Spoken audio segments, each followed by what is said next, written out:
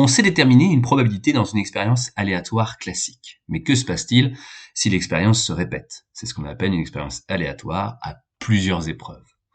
Alors ici, on va simplement se concentrer sur une expérience aléatoire à 2 épreuves et on va faire assez simple, on va se lancer sur 2 lancers successifs d'une pièce. Alors comment procéder dans ce cas-là? Eh bien il suffit d'élaborer la liste des issues.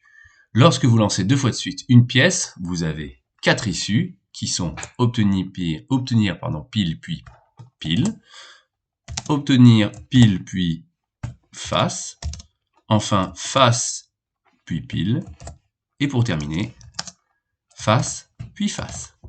Vous pouvez établir donc la liste de cette manière-là, ou alors construire simplement un tableau à double entrée. Dans la colonne rouge, j'ai mis les issues possibles du premier lancer, dans la ligne jaune, les issues possibles du second lancer, et on obtient de la même manière les issues pile-pile, pile-face, et face-pile, et enfin face-face. Il s'agit donc ici de lancers successifs d'une pièce, mais on peut imaginer une expérience aléatoire à 2 épreuves un tout petit peu plus élaborée, le fait par exemple de lancer 2 dés et d'ajouter les résultats obtenus. On obtient alors un tableau de cette forme. Voilà.